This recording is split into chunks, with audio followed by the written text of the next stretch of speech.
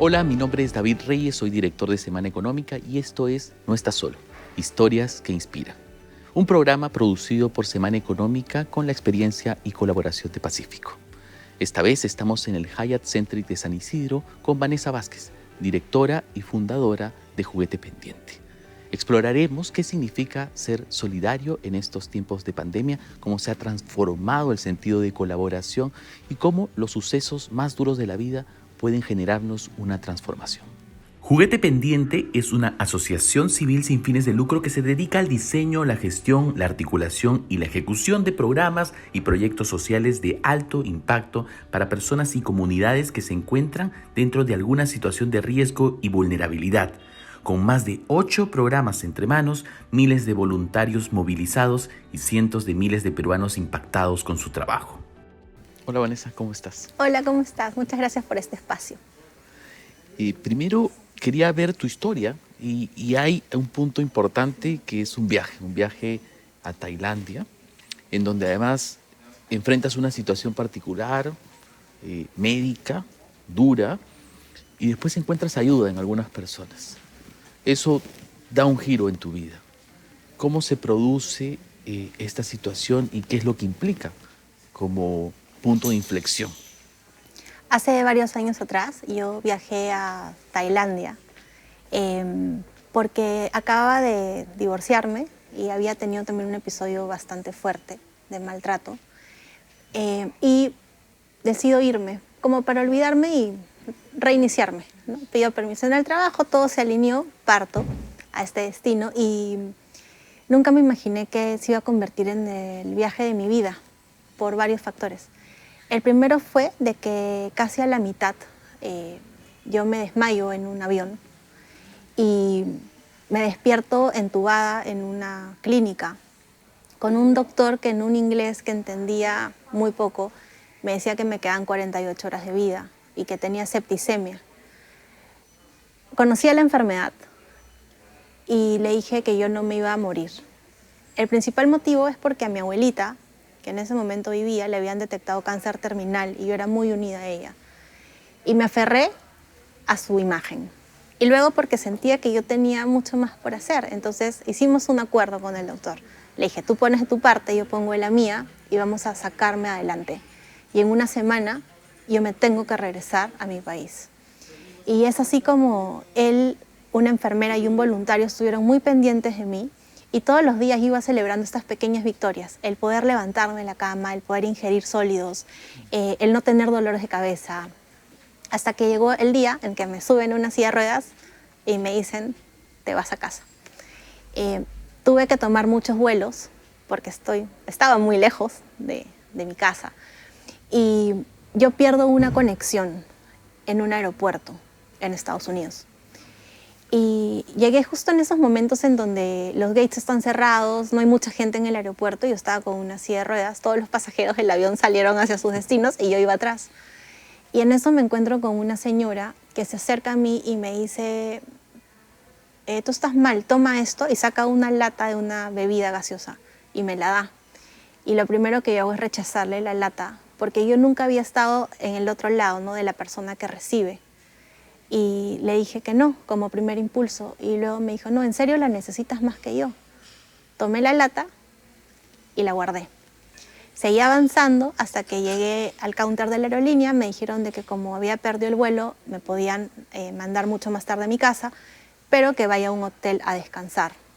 Llego a este hotel y me recibe una señora. Y la señora me dice, no te preocupes, yo te voy a bañar, te voy a cambiar, te voy a alimentar y te voy a llevar al gate. Cuando pasa esto y ya estoy prácticamente por decirle adiós, sentí una gratitud tan grande y yo no tenía nada que darle. Y lo que hice fue darle la lata de Coca-Cola. Ambas eran peruanas. Y para mí fue muy importante esa contención que tuve de mujeres que eran de mi país y que se preocuparon de una manera tan genuina por mí, ¿no? Llego a Lima, lo primero que hago es pedir que me lleven a ver a mi abuela. Voy a verla, le digo, mira, ya estoy acá, todo va a estar bien. Y empiezo mi tratamiento, que fue un tratamiento muy largo para poder salvar mi riñón. Y es ahí donde nace Juguete Pendiente. ¿Hay alguna razón detrás de que hayan sido peruanas justamente y mujeres? ¿Y qué te dice eso? ¿De qué manera te transforma? O sea, yo siento que los peruanos somos súper solidarios entre nosotros y eso lo demostró que estando fuera, bueno, también nosotros estamos repartidos por todas partes del mundo, ¿no? Y estando fuera poder encontrarme con dos mujeres trabajadoras que de todas maneras están allá saliendo adelante y que encima me cuiden porque sabían de dónde era por el acento, porque me preguntaron en algún momento, y que me sienta tan en casa y tan cuidada y protegida es algo invaluable.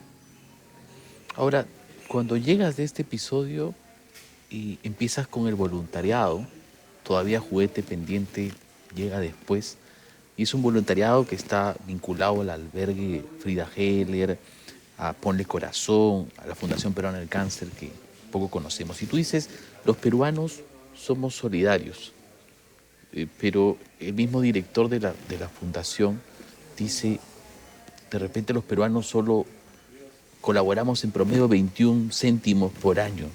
Parece una cifra muy irrisoria. ¿Cómo no se contradice el hecho de que seamos solidarios, como dices, con cifras tan pequeñas de colaboración? Sí, yo creo que nosotros somos estacionales. Cuando ocurre algo como un fenómeno del niño, cuando ocurre algo tipo la emergencia sanitaria o también el incendio que hubo hace algunos meses en el distrito de Villa El Salvador, todos unimos fuerzas y tratamos de sacar y salvar a estas familias o a estas personas, pero no somos continuos. O sea, todas nuestras fuerzas las metemos en un evento y luego nos olvidamos. Y somos muy pocos los que enganchamos con la causa o empatizamos con la persona que necesita la ayuda y continuamos a lo largo de los años, ¿no? ¿Y qué hacemos para que eso sea así? Más bien para convencer a estas peruanas y peruanos que empiezan a contribuir en un escenario como el que hemos vivido la pandemia, a que sigan adelante y lo hagan de manera permanente. Contar historias. Yo siento que las historias son, en primer lugar, es algo que viene de generación tras generación y siempre nosotros nos hemos empatizado o nos sentimos identificados con las historias. Yo siento que la pandemia hizo que mucha gente conozca o observe algo que ya era obvio y empezaron a meterse más, investigar más, leer más, los mismos medios de comunicación escritos, el internet, la prensa en televisión, todo el mundo te contaba casos. Y ahí es cuando tú decías, ah, no, sí, tengo que ayudar, me necesitan, y si está dentro de mis posibilidades, ¿por qué no hacerlo? ¿Y qué historias crees que nos ha contado la pandemia a los peruanos y a las peruanas? Yo creo que son historias de resiliencia. La pandemia nos puso a todos de una manera horizontal. Todos éramos iguales y todos podíamos fallecer por este virus. Acá no importaba si tú tenías más o menos privilegios. Todos estábamos igual. Y las historias que a nosotros nos inspiraban, y te lo digo no desde el lado del voluntario, sino ya más como Vanessa, eran ver mujeres que se organizaban para poder armar ollas comunes y sacar a comunidades enormes adelante. Niñas que se volvían dirigentes para poder ayudar, porque de repente habían estudiado un poco más que sus papás y sabían cómo comunicar la necesidad. Doctores que dejaban de lado su propia vida para seguir salvando gente. Personas que hacían juntas de dinero para poder donar balones de oxígeno. Personas que juntaban dinero para poder traer a doctores desde la selva. Entonces han habido muchas historias de muchos héroes que de repente jamás sabrás cómo es su rostro, pero sabes que dejaron un legado, que hicieron algo por otro. Y eso es hermoso. ¿Y tú recuerdas en particular a uno o una héroe en esta etapa para cuando en los próximos años cuentes esta historia y digas, en el 2021, en el 2020, hubo una pandemia? ¿Cuál es la historia que representa más eso? Yo creo que los peruanos en general como comunidad, no te podría decir una historia porque siento que ninguna historia es más o menos importante. Todas tienen trascendencia, todas de alguna manera han influido en alguien. Y yo siento que como país nos pusimos la camiseta y tratamos de contenernos unos a otros. Contuvimos adultos mayores para que no se suiciden. Nos metimos en casos de violencia intrafamiliar. Alimentamos a muchísima más gente de la que de repente podamos contar. Permitimos que niños vayan al colegio. Y todo es de nuestra casa. Porque estábamos conectados, porque yo era igual que tú y tú eras igual que él. y al final necesitábamos los unos de los otros. Nos hablas de privilegios y, y tuviste en este viaje quizás, me imagino, una ruptura también, una evidencia de que tenías esos privilegios y de pronto cambia eso tu vida. Bueno, yo siento que lo que más empecé a valorar era la salud, porque cuando tienes salud creo que no hay límites. Esa es una frase que yo siempre digo. Y me di cuenta de que estos privilegios en cualquier momento podían desaparecer, porque yo estaba ya sola, no tenía nada, tenía $50 en la billetera. Y con $50 no haces mucho, ¿no? Sobre todo en una enfermedad y en un centro hospitalario. Me di cuenta de que tenía que empezar a valorar todo lo que yo daba por sentado. Y también el aprovechar que tenía cerebro, corazón y extremidades para poder hacer algo. Y es ahí cuando yo decido también ponerme al servicio de las personas, ¿no? Y empezar a sentir una gratitud real. Es una gratitud como que sientes que el corazón late en gratitud. No es una gratitud de haya muchas gracias, sino es unas gracias sentidas. Porque al final yo recibí ayuda de personas que de repente nunca más vuelvo a ver y que creo que serían orgullosas de saber todo lo que lograron dándome la mano, ¿no? Y es ahí donde, según yo, y espero, se crea como que este círculo virtuoso de dar y recibir, ¿no? Esta institución Frida Heller estaba cerca a tu casa. Sí, tú sabes que yo vivía muy cerca al Frida Heller, pero yo en ese momento no tenía ninguna vocación, o al menos no había sentido el llamado de la vocación.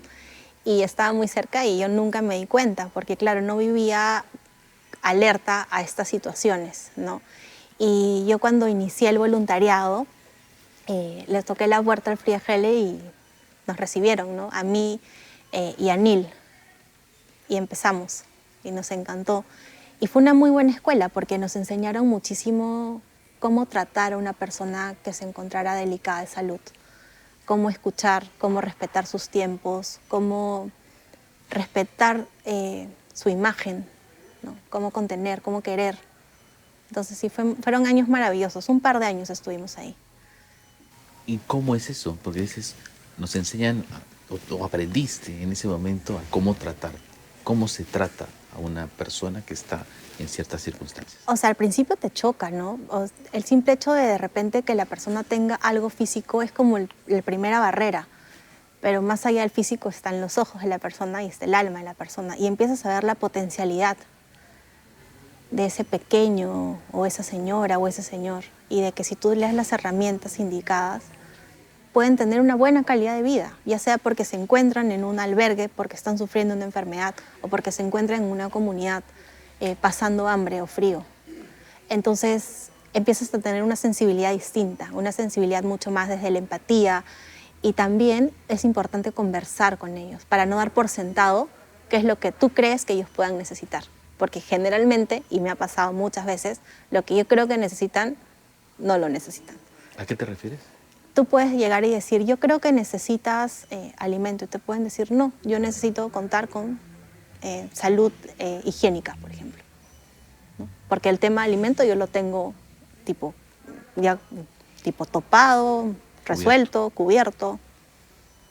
Y en verdad es importante co-crear con la otra persona, cómo quieren ser ayudados y qué tipo de ayuda le puedes dar y empezar a trabajar en conjunto, porque al final, si ellos te enseñan, tú aprendes y vas a poder resolver mejor las situaciones que se te presentan en el futuro. Me has dicho que a veces te dicen que no. Sí. ¿Por qué? Yo creo que tenemos que entender también mucho la psicología del otro lado, de quién es la persona que recibe. Generalmente hemos estigmatizado mucho el tema de ayuda con mendicidad, ¿no? Y le tenemos mucho miedo a la palabra pobreza. Y también lastimamos mucho a la gente que sufre de pobreza. Entonces, yo siento que es un tema de no querer depender y de que las personas sentir de que no les das pena. Entonces te pueden decir que no y lo respetas y das media vuelta con tus donaciones y te vas a otra comunidad que quiera. Porque a nosotros nos ha pasado de personas que son profesionales y que lamentablemente por la pandemia perdieron su trabajo y que hoy están del otro lado. Y por amor a ellos y por no sentirse menos, te dicen que no. Y todo bien, no pasa nada. Al contrario, les deseas suerte y les das tu número de teléfono para que si en algún momento quieren conversar o necesitan algo, te avisen. te defines como una persona patriota. ¿Qué significa eso? Amo el Perú por sobre todas las cosas. Siento un amor muy profundo y es algo que yo siempre digo. Eh, Estoy muy orgullosa de estar donde estoy y me gusta mucho conocer a las personas que conformamos el país. Hablo siempre de una unidad, siempre de un Perú como que somos todos, ¿no? No solamente los que viven en tales zonas o en tales regiones, sino somos muchísimos los peruanos y nos tenemos que dar la mano entre todos, porque si un peruano está bien, por default el otro también va a estar bien. Y así. ¿Cómo vive una mujer que se define como patriota una circunstancia como la pandemia? ¿Y cómo se ha transformado también el voluntariado en estas circunstancias? Bueno, para nosotros fue bastante complicado porque el voluntariado, al menos el que nosotros realizamos, implica mucho el salir a comunidad. Y recuerdo perfectamente que antes de que llegue el primer paciente con COVID, yo tuve una reunión en el Instituto Nacional de Salud del Niño San Borja con los directores y nos dijeron que ya no podíamos continuar porque este virus estaba a la vuelta de la esquina. Me acuerdo que lo primero que hicimos y que nos llamó mucho la atención cómo reaccionamos de una manera tan rápida fue decir ya, pero sin pensar, ojo, vamos a empezar a llevar kits de higiene para que las comunidades sin agua puedan asearse, pero un poco incoherente. Y estábamos tratando de darle la vuelta y de buscar la coherencia de este proyecto que queríamos lanzar, cuando en eso nos dicen que no podíamos salir, ¿no? Nos encierran. Y ahí fue cuando dijimos, ya a ver, vamos a calmarnos y vamos a pensar, ¿qué es lo que pasa con todas estas comunidades a las cuales nosotros ayudamos? Y no solamente comunidades en Lima, sino también en regiones y con las familias que en el Instituto Nacional de Salud del Niño tienen que estar, porque sus hijos reciben tratamientos, ya sea ambulatorios o de algún tiempo definido. Y dijimos, ¿qué hacemos? Bueno, salimos 4. Fueron 4 los elegidos para poder recorrer absolutamente todo Lima metropolitana y empezar a levantar historias de qué es lo que ocurría en las comunidades. Eran 2 fotógrafos y 2 gestores comunitarios y así nosotros empezamos a armar planes para que la gente pueda colaborar. Entonces le tocábamos la puerta a otras organizaciones sociales, le tocábamos la puerta a empresas, a la academia, al Estado y empezamos a articular ayuda. Gracias a Dios pudimos abastecer a muchísimas personas y incidir en que haya menor hambre, menor violencia intrafamiliar y que muchos niños pudieran acceder a educación de manera remota. Y ahí quería llegar a un punto de la salud mental, pero la personal. O sea, ¿cómo controlas tú tu estado emocional?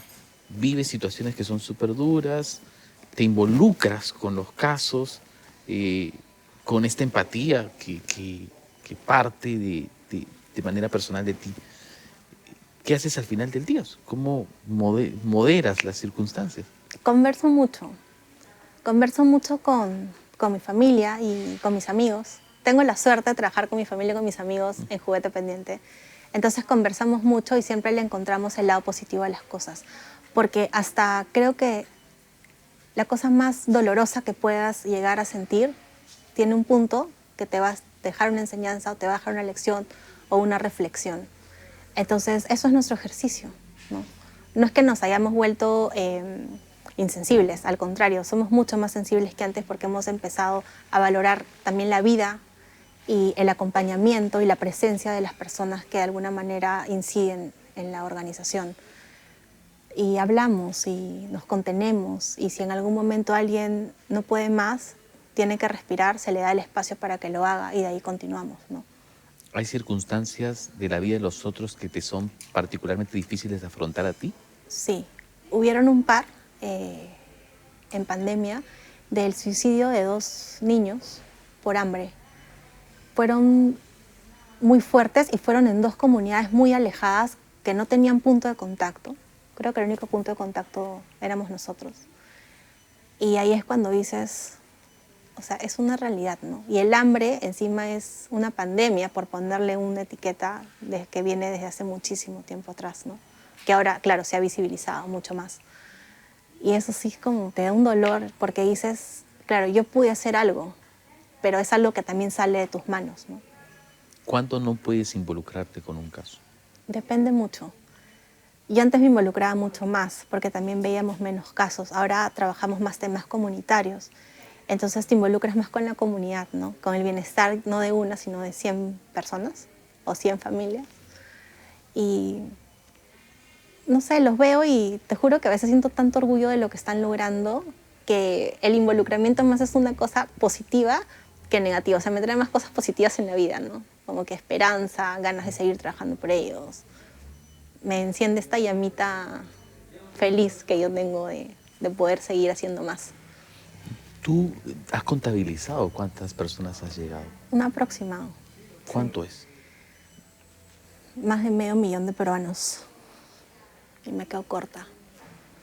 Es significativo eso. ¿Qué te dice a ti en tu propósito de vida? Gratitud. Porque yo creo que si estos peruanos nos hubiesen dejado ayudar, nosotros no estaríamos en la posición en la que estamos ahora, ¿no? De ser de repente dentro de sus primeras opciones cuando necesitan algo. Y eso es lo que siento. O sea, el saber de que hay tantas personas que han podido alimentarse o de repente han recibido algún consejo o simplemente una sonrisa porque hemos estado ahí en el momento que lo necesitaban es invaluable. Tú has sido publicista, además has estudiado arte. ¿Cómo se traslada esto a estas historias que hoy tienes que contar? A mí siempre me ha gustado el poder narrar cosas. Me gusta mucho el storytelling y me gusta mucho contar y graficar. Entonces, lo que hacemos es, con el equipo de comunicaciones, buscarlo, las historias que de verdad te dejen una enseñanza y te dejen pensando, ¿no? De que es importante ayudar y cómo esa ayuda puede trascender y lograr movilizaciones sociales y económicas de familias enteras. ¿Cómo conseguir que esa empatía no te lleve también a una paralización en el momento de afrontar los casos? ¿Qué experiencia le puedes contar a la audiencia para lograr ese equilibrio? Es que creo que es algo súper personal. A mí, cuando me tocan casos muy difíciles y ya se intervienen muchos más sentimientos o habilidades emocionales, yo creo que me pongo mucho en el lugar de la persona y también me pongo mucho en mi lugar. Entonces tengo como este rol dual para saber cómo afrontarlo, ¿no? Historias hay miles. Algo con lo que sí no puedo lidiar es con el tema de la violencia de género, por ejemplo. Es algo que a mí me paraliza y que simplemente lo dejo en stand-by porque no puedo. Y si nos llega, hay personas en Juguete Pendiente capacitadas para poder hacerlo, ¿no? ¿Qué significa esta historia de la tía Vanessa? Ay, qué gracioso. Cuando yo empecé a hacer voluntariado hace muchos años, a mí los niños del Fría Heller me decían tía Vanessa. Y para mí era súper bonito porque me sentía parte de su familia y incidían en mí y yo en ellos y era como un rol familiar súper fuerte e importante. Hasta las mamás les decían, ay, esta es la tía Vanessa, ¿no? Pero ahora los niños de las comunidades ya no me dicen tía, me dicen Vanessa y a mí sí me choca porque sí me gustaba tener como esa familiaridad, ¿no? Pero claro, eran chicos que ahora ya tienen casi 18 años y ya las generaciones han cambiado, entonces ahora me ven a mí como igual, me ven como una amiga, ¿no? Y está bueno también, pero sí extraño esa tía Vanessa. ¿Y te has encontrado alguna vez con alguien que de pronto, sin saber su nombre propio, te ha agradecido en la calle porque alguna vez recibió algo de Juguete Pendiente? Sí, me pasó una vez en un restaurante. Yo estaba entrando a comprar algo y una señora se me acerca y me dice, me toca el hombro y me dice, ¿tú eres Vanessa? Y le digo, sí, y me dice, gracias. Y yo le digo, señora, con todo el amor, ¿por qué me está agradeciendo? Y me dijo, es que tú le salvaste la vida a mi hijo donando sangre. Ah, no puedo creerlo. Te juro que, o sea, me emociono muchísimo porque son estas pequeñas acciones que de verdad cambian la vida de las personas. Y yo me acuerdo que la abracé, obviamente no era pandemia en ese momento, y sentí tanta paz de saber que estábamos haciendo las cosas correctas también, promoviendo la donación de sangre y de plaquetas, ¿no? Esta mujer no se sintió sola en su momento y parte de esta serie de conversaciones gira alrededor de esa frase, no estás solo. ¿Qué significa para ti no estar solo, más en este contexto de pandemia? Yo siento que todos siempre vamos a ser escuchados. Lo vemos diariamente en los centros penitenciarios donde hay voluntariados que van y se sientan con las personas que están en esos lugares a conversar. Lo vemos en asilos que para nosotros pueden estar abandonados, donde hay adultos mayores que tienen voluntarios que conversan con ellos, que les regalan o donan tiempo, que para mí el tiempo es lo más valioso y donarlo, qué bonito, ¿no? Y así lo vemos en tantos momentos y yo lo viví en carne propia cuando estaba en un país lejano y tenía a este voluntario que me hablaba y me acompañaba y escuchaba el que yo quería regresar a ver a mi abuelita.